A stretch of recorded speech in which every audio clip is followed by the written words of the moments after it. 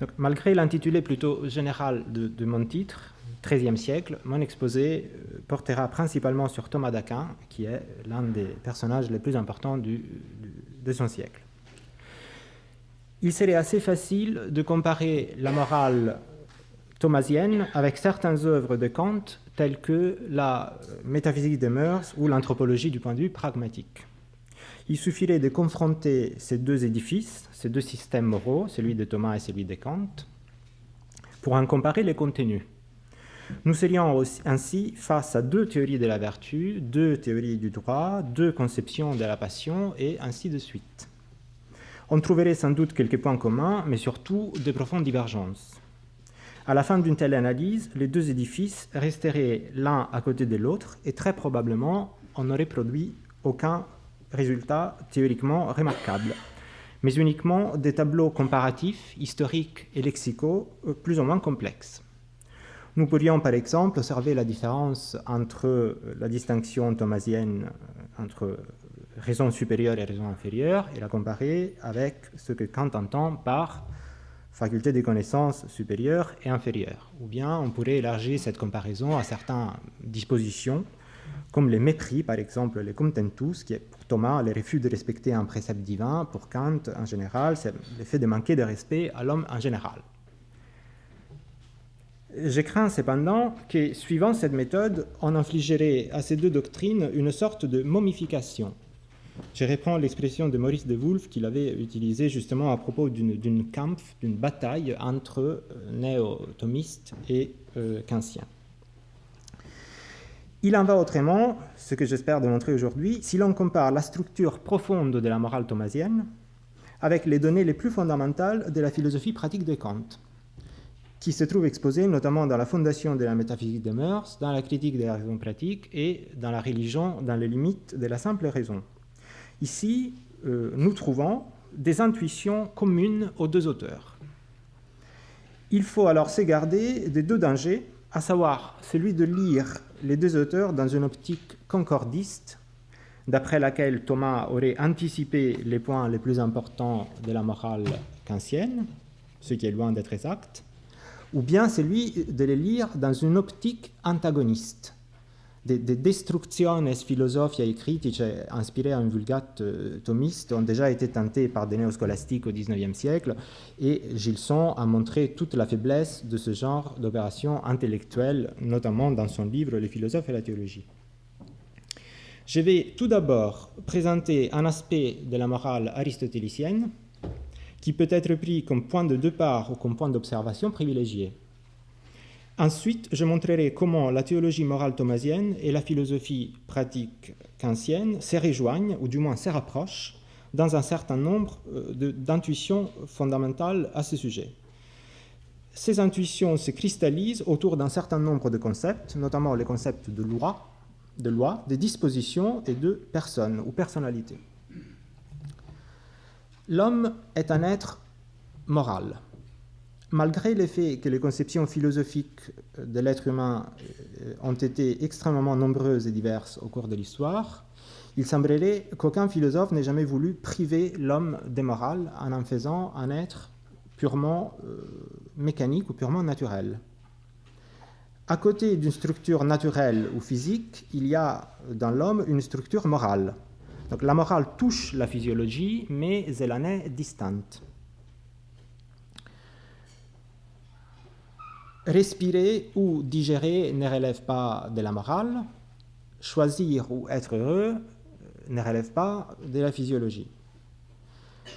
Dans le premier cas, nous sommes plus proches des animaux ou des machines ou des enfants. Dans le second, nous sommes des personnes. Cependant, ces deux réalités ne doivent pas seulement coexister dans la seule et unique réalité qu'est l'homme, ils doivent plus précisément s'articuler l'une avec l'autre. Et ils doivent, ce qui est plus difficile à concevoir, se rendre mutuellement possible. Pour apprécier toute la complexité de cette question, je partirai du problème qu'on pourrait appeler le problème du début de la vie morale. En effet, l'être humain n'est pas un être moral apparemment du moins, pendant toute la durée de son existence. À la naissance et durant la première époque de notre existence, nous ne sommes pas responsables, nous sommes plus proches des animaux que des hommes adultes. La vie morale ou disposition à la moralité se manifeste à un certain moment dans le temps et dans le cours de la vie. La tendance humaine à la moralité est-elle, dès le début, cachée dans l'être humain, dans lequel elle se manifesterait ensuite dans le temps avec le ou grâce au développement de cet être, comme par exemple il est le cas pour la capacité de parler ou d'apprendre une discipline? Ou bien faut-il plutôt croire que la tendance morale a une origine radicalement autre que les dispositions organiques de l'être humain? Il me paraît acquis que pour une philosophie de la liberté, il serait dangereux de fonder les dispositions morales ou une partie de celles-ci sur l'organique. La question que j'ai appelée du début de la vie morale apparaît chez Aristote sous une forme légèrement différente, à savoir comme le problème de la génération ou de l'acquisition de la vertu morale. Et, de manière plus générale, de l'éducation. D'après Aristote, au deuxième livre de l'Éthique à Nicomaque, si les vertus, je cite, si les vertus se trouvent en nous, ce n'est ni par nature ni contre nature. Leur présence s'explique au contraire par l'effet que, naturellement aptes à les recevoir, nous parvenons à leur plein épanouissement grâce à l'habitude. Fin de la citation. Cela veut dire que la vertu morale adhère à une psyché moralement neutre. Je vais préciser ultérieurement ce que j'entends par psyché moralement neutre. Si, en effet, l'homme était naturellement vicieux, la vertu serait contre nature. S'il était en revanche naturellement vicieux, la vertu serait contre nature. La nature et la vertu ne sont ni en opposition, ni en pleine harmonie, mais une certaine homogénéité subsiste entre ces deux réalités. Cette thèse soutient et, je dirais, rend nécessaire trois autres thèses aristotéliciennes majeures que nous rencontrons dans l'Éthique à Nicomaque et dans la politique. La première est la théorie des qualités naturelles qui dispose à l'acquisition des différentes vertus ou des différents vices. La seconde est l'assimilation de l'éthique à l'éthique d'une théorie pédagogique. Et la troisième est la théorie qui veut que la cité ou l'État, la police selon Aristote, soit une réalité naturelle. Si nous sommes naturellement aptes à acquérir la vertu morale ou les vertus morales, cela signifie que la vertu morale n'est que l'aboutissement d'une qualité naturelle, une sorte de graine de vertu que nous possédons dès notre naissance et par notre naissance. Donc, euthus kai genetes. Aristote appelle cette qualité une physiké arité, une vertu naturelle, au livre 6 de l'Éthique à Nicomaque notamment. Cette vertu naturelle n'est pas une vertu au sens propre, elle est plutôt semblable à la vertu. À la différence de la vertu au sens propre, elle peut être nuisible, telle la force dans un corps qui n'a pas de vue, dit Aristote. Cette qualité se transforme en vertu grâce à la sagesse pratique, à la phronésis, et par l'habitude à accomplir des actes vertueux qui sont des actes mesurés. Ce processus d'acquisition de la vertu morale suppose une pédagogie puisqu'il faut permettre à ces qualités de se développer avant l'âge adulte. La philosophie morale et la politique doivent donc étudier les moyens pour permettre ces développements, c'est-à-dire une éducation efficace et un système de loi qui soit juste. L'enfant, explique Aristote au livre 1er de la politique, ne possède pas d'autonomie morale. Je cite, « L'enfant étant un être imparfait, sa vertu manifestement ne peut se rapporter à sa propre personne, mais à sa fin et à l'autorité qui le dirige. » Fin de la citation. La vertu de l'enfant, étant une ébauche de vertu, n'a pas comme fin celle d'agir vertueusement, puisqu'elle manque de la perfection nécessaire à accomplir des actes vertueux au sens propre, mais celle d'imiter la vertu de l'autorité dont l'enfant dépend, qui est l'autorité paternelle. Dans un passage célèbre de l'histoire des animaux, Aristote observe, je cite, « Les animaux manifestent encore les différences que voici en ce qui concerne leur disposition naturelle traduit ethos. Les uns sont doux, indolents et point rétifs, comme les bœufs. D'autres sont irascibles, opiniâtres et inéducables, comme les sangliers. Mais de tous les animaux, l'homme seul est capable de délibération, bouleutikos. » Au livre 3 de l'Éthique à Eudème, on trouve une position analogue au sujet des vertus naturelles. Aristote affirme, d'une certaine manière, toute vertu existe à la fois de manière naturelle et d'une autre façon, accompagnée de sagesse pratique, métaphronéseos. Fin de la citation. Donc, l'envie, par exemple, est une disposition naturelle à l'injustice, l'indignation, une disposition naturelle à la justice, la pudeur, une disposition naturelle à la tempérance, et ainsi de suite. Il paraît alors que la nature animale en général présente en germe des dispositions morales, dispositions qui, chez l'homme et uniquement chez l'homme, parvient à la forme de perfection qu'est la vertu morale, et cela grâce à l'action de la pédagogie et à l'application de l'intelligence, de la phronésis. La même chose peut être affirmée à propos du vice, qui est une qualité négative du caractère, des qualités naturelles négatives, une mauvaise éducation ainsi qu'un usage perverti de l'intelligence et des mauvaises habitudes, engendrent le vice, ce qui n'est pas le cas chez les animaux, parce que nous ne disons pas qu'un animal est injuste. On peut alors affirmer que chez Aristote, la connotation morale est présente dans l'homme dès sa naissance et que la naissance en est la cause. La nature et la disposition morale forment une unité qui doit se développer dans la vertu, mais qui peut aussi, bien entendu, échouer et engendrer un vice, et cela même de façon irréparable. Considérée sous ce point de vue, c'est-à-dire comme une morale de l'habitude ou de l'habitus, la morale d'Aristote est bien une orthopédie, pour reprendre l'expression particulièrement pertinente de Jacques Lacan. Je précise, donc, j'ai bien affirmé que chez Aristote, la vertu ou le vice se développe dans une psyché moralement neutre. Cela ne veut pas dire psyché dépourvue des dispositions morales, mais ça veut dire psyché douée d'une disposition morale neutre, c'est-à-dire d'une ébauche des structures morales qui n'est cependant pas suffisamment développée, pas suffisamment complexe, pour être considérée comme étant pleinement bonne ou pleinement mauvaise. Dans la morale aristotélicienne, au sein de laquelle la doctrine de l'acquisition de la vertu joue un rôle fondamental, la représentation ou les concepts de la bonté ou de la méchanceté humaine n'est pas séparable de la représentation ou du concept de l'homme en tant qu'être qui répond à une structure naturelle. Cette théorie, nous pouvons désormais mettre en relation cette théorie avec une autre théorie célèbre d'Aristote, celle d'après laquelle l'homme est par nature un animal politique. La cité, dit Aristote, est une réalité naturelle, fusée, et l'homme est par nature un animal politique, au livre premier de la politique. La politique n'est pas un antagoniste de la nature, mais un complément plutôt de la nature. L'homme est animal politique et le politique est naturel.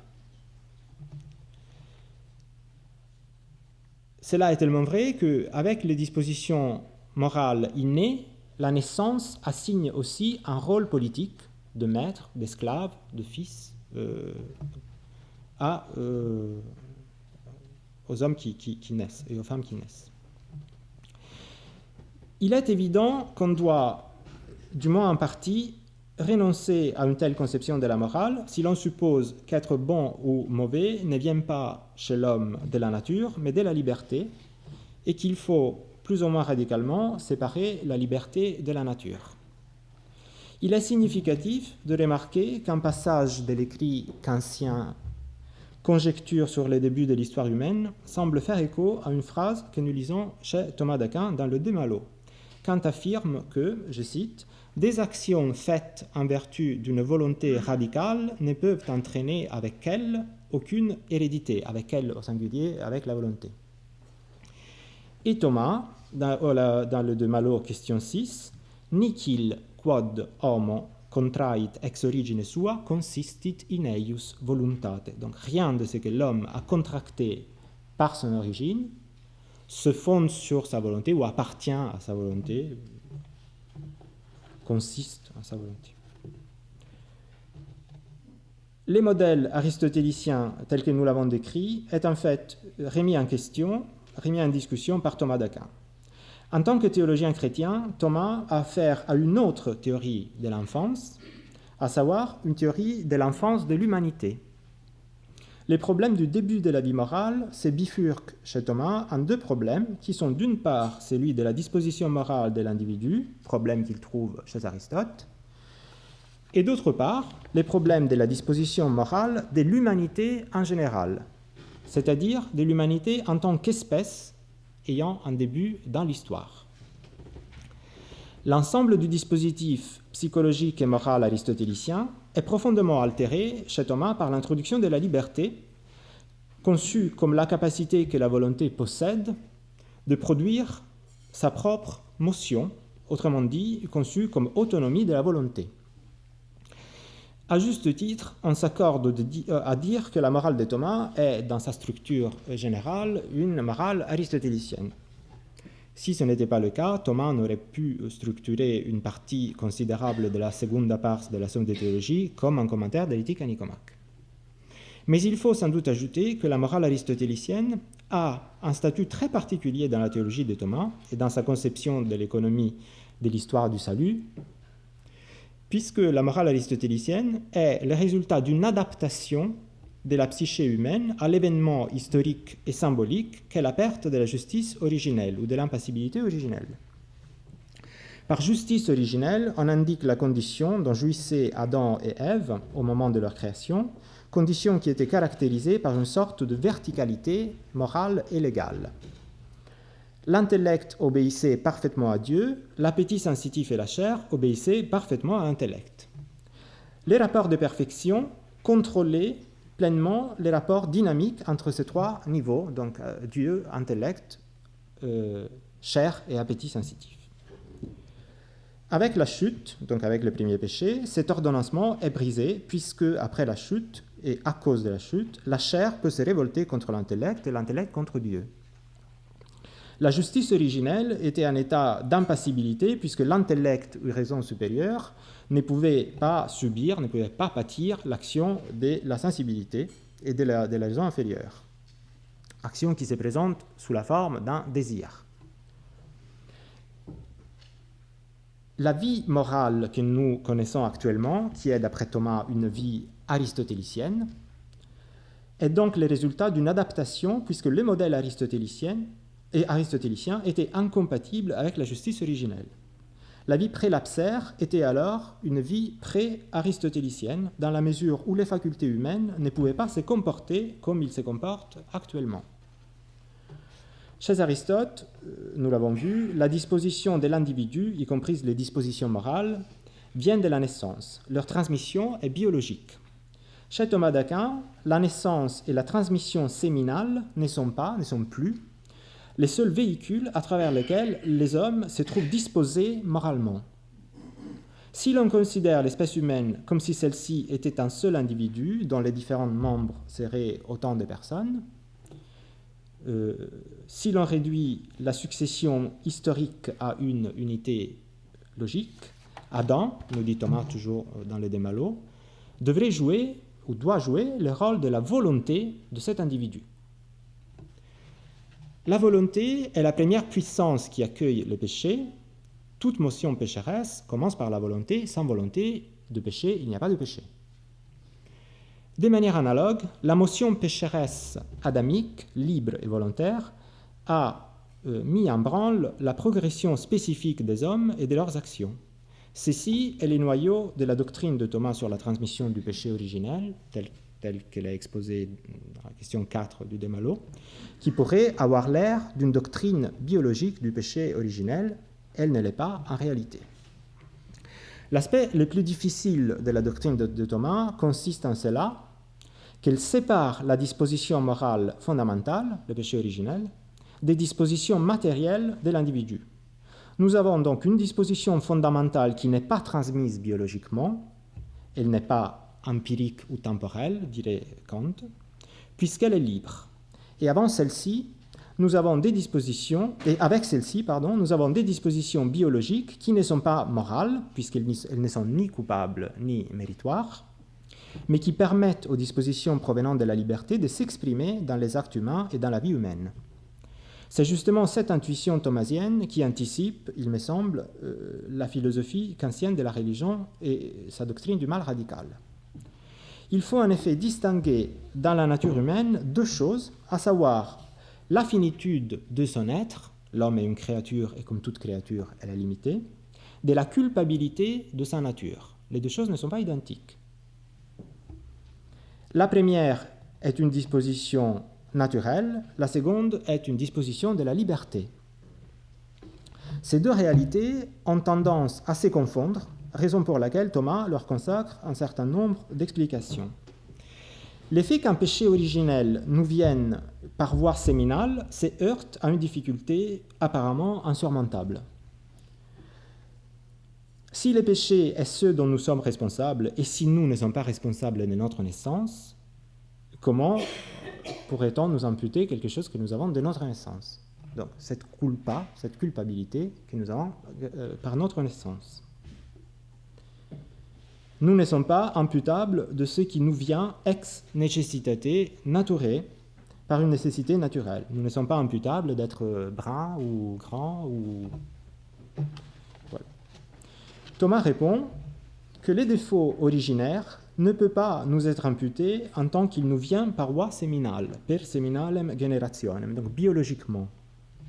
Mais parce que la nature humaine est affectée par une infection volontaire, puisqu'elle provient d'un principe libre et volontaire qui est Adam. Je tiens à souligner le concept d'infection volontaire. Donc, la nature humaine a, pour ainsi dire, librement contracté une maladie,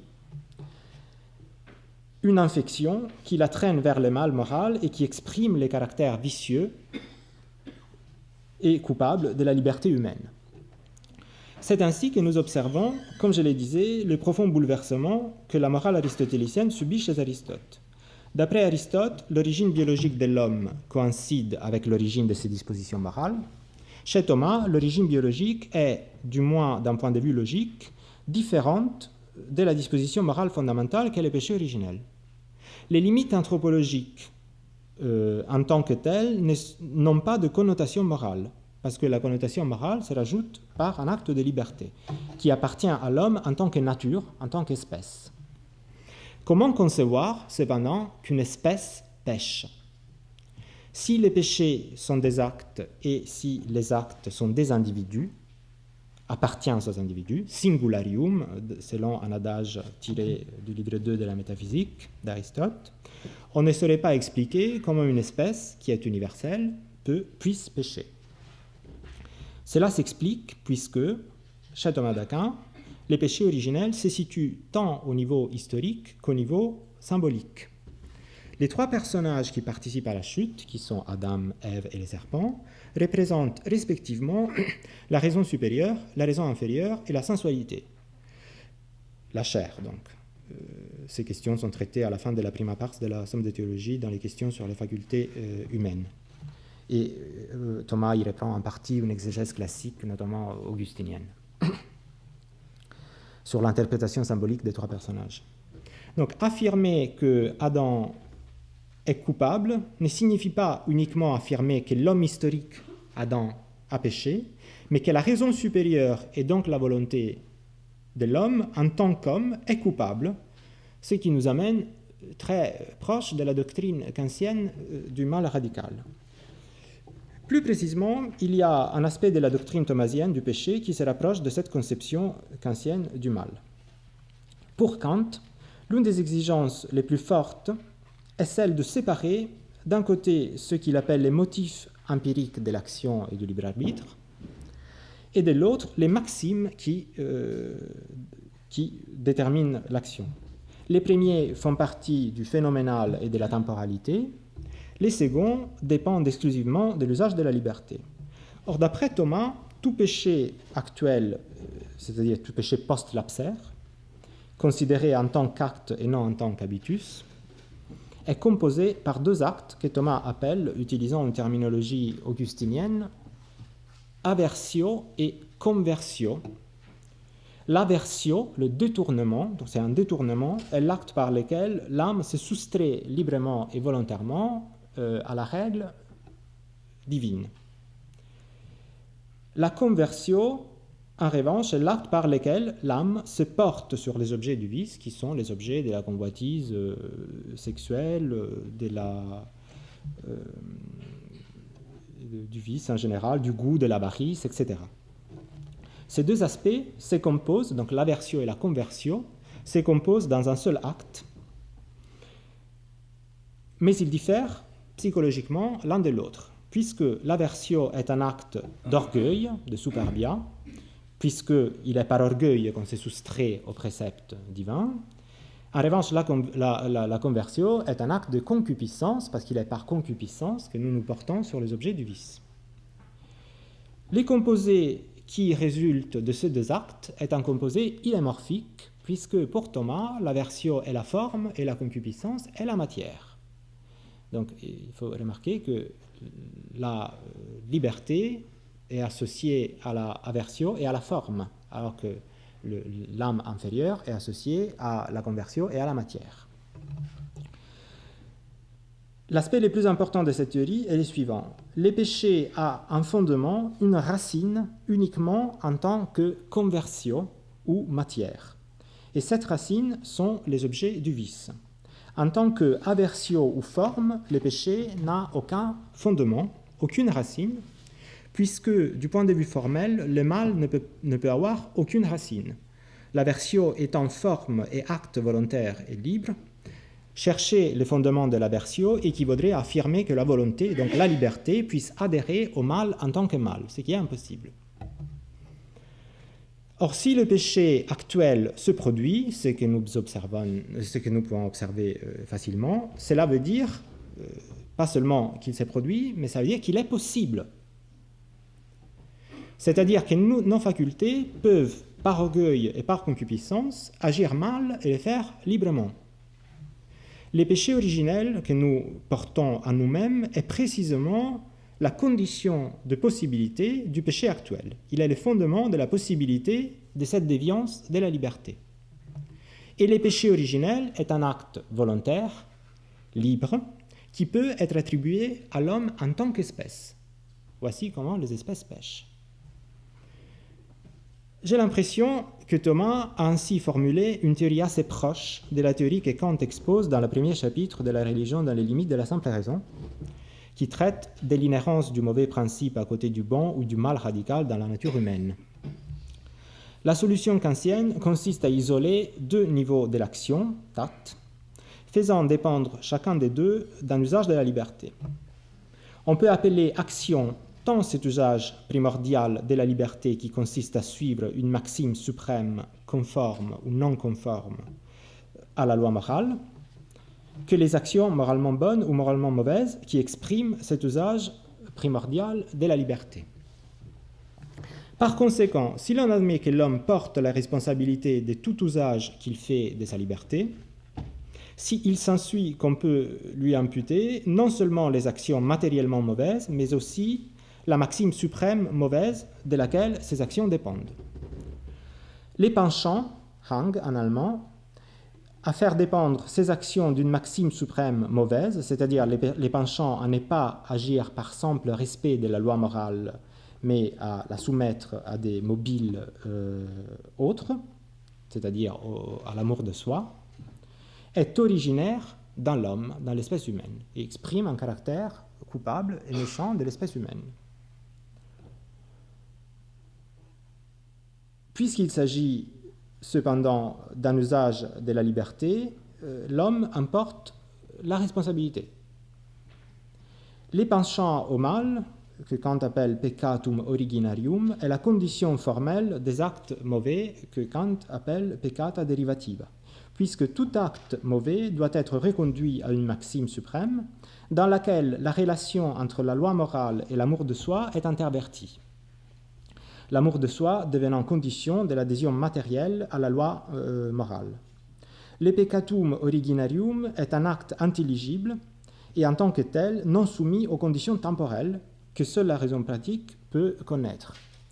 Le peccatum derivativum est un factum phenomenum, c'est-à-dire matériel, qui se donne dans l'expérience et dans la temporalité et qui peut, en tant que tel, être expliqué par un appareil causal phénoménal. Je vais désormais pouvoir montrer comment, grâce à la mise en parallèle de ces deux théories du mal, nous pouvons élargir la comparaison entre Thomas et Kant relativement à trois concepts fondamentaux, loi, disposition et personne, ou plutôt disposition à la personnalité. Je n'aurai pas le temps de développer ces trois aspects comme ils le mériteraient. Je vais donc me limiter à une présentation rapide qui servira de piste éventuellement pour une étude ultérieure. En ce qui concerne la loi, Thomas lui consacre des pages remarquables au début des Collationes de Decem Preceptis, ainsi que dans la Somme de théologie. Il y a 4 types de lois: la loi des natures, donnée au moment de la création, la loi de la concupiscence, que le diable a sémée, superseminavit, sur l'homme, la loi de la crainte, qui est l'ancienne loi ou loi de Moïse, et la loi de l'amour, qui est la nouvelle loi, la loi du Christ. La loi de la nature, la lex naturae, est la première, tant du point de vue historique, puisqu'elle coïncide avec la création, que du point de vue logique. C'est la loi la plus fondamentale, et cette loi, nous dit Thomas, n'est rien d'autre que l'intellect, le lumen intellectus, incitum nobis adeo. La position thomasienne, en ce qui concerne la loi, présente au moins 2 points de contact avec la doctrine de Kant. Premièrement, la différence entre légalité et moralité, ou entre l'être et esprit de la loi. Deuxièmement, la relation entre la loi et la liberté. Thomas considère que la lettre de la loi guide ou domine la main par la crainte, la main de l'homme par la crainte, alors que l'esprit de la loi guide ou domine le cœur de l'homme par l'amour. Nous avons ici 2 relations possibles entre la loi et l'action conforme à la loi. Dans le premier cas, nous rendons nos actions conformes à la loi sur la base des motifs ou des mobiles externes à la loi, c'est-à-dire la crainte d'un châtiment. Donc, j'agis bien pour ne pas encourir les conséquences d'une action mauvaise.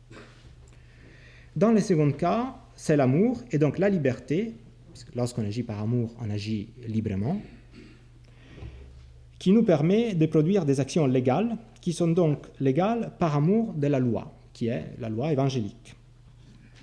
Ce ne sont pas ces dernières des actions légales uniquement du point de vue matériel, c'est-à-dire qui ne portent pas préjudice à un précepte, mais aussi du point de vue formel.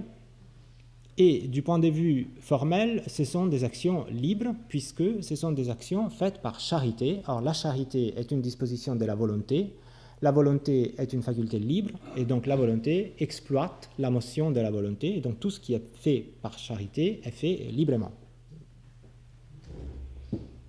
Lex timoris facit suos observatores servos, lex vero amoris facit liberos. La loi de la crainte asservit, la loi de l'amour libère. Nous avons des thèmes analogues dans la philosophie de Kant. En ce qui concerne le premier point, la différence entre légalité et moralité, on peut se référer à beaucoup d'endroits dans les corpus kantiens, mais notamment à la première partie de la critique de la raison pratique, 3e chapitre sur les mobiles de la raison pure pratique, où se trouve la distinction entre une volonté qui se conforme à la loi par les moyens d'un sentiment et d'une volonté qui les fait par respect et d'une volonté qui les fait par pur respect de la loi morale. En ce qui concerne le second point, donc relation entre loi et liberté, on peut voir notamment dans la critique, toujours dans la critique de la raison pratique, l'analytique de la raison pure pratique, les problèmes premiers au premier chapitre, où Kant démontre qu'une volonté qui est indépendante de la loi naturelle des phénomènes, des mobiles extérieurs, est une volonté libre. En ce qui concerne la disposition et la personnalité, ou plus précisément la disposition à la personnalité, dont Kant parle dans la 2e section du premier chapitre de la religion, on ne trouve apparemment rien de semblable chez Thomas d'Aquin. Cependant, la théorie de Thomas sur la lex naturae nous offre encore des éléments utiles. C'est ce que je crois du moins. Selon Kant, je cite, la disposition à la personnalité est l'aptitude à ressentir le respect de la loi morale en tant que motif en soi suffisant de l'arbitre. Fin de la citation. Et cette disposition se distingue notamment de la disposition à l'animalité et à l'humanité qui reste sous ce que Kant appelle le titre général de l'amour de soi. Dans la critique de la raison pratique, au cours de l'analytique de la raison pure, premier chapitre, premier scoli au quatrième théorème, on ne peut pas, d'après Kant, prendre la félicité des autres comme mobile déterminant de la maxime morale, puisque cela équivaudrait à élever une condition donnée empiriquement au rang de mobile fondamental de l'arbitre. Et donc, ça équivaudrait à confondre la matière de la loi avec sa forme. Cette félicité autrui produirait, en effet, chez celui qui l'assume en tant que principe déterminant de la maxime, une satisfaction naturelle due au besoin de la sympathie entre les hommes. Or, dans la somme de théologie, question 90 de la prima secundae, Thomas met en relation justement la félicité commune avec la nature de la loi, mais il est fait d'une telle manière qui lui permettrait de contourner l'objection kantienne que je viens de citer, d'après laquelle on ne peut pas élever la félicité des autres en mobile fondamental de l'agir moral. La loi concerne en effet la félicité commune, la communis felicitas, mais uniquement sur la base de son universalité et non sur la base d'un principe de plaisir.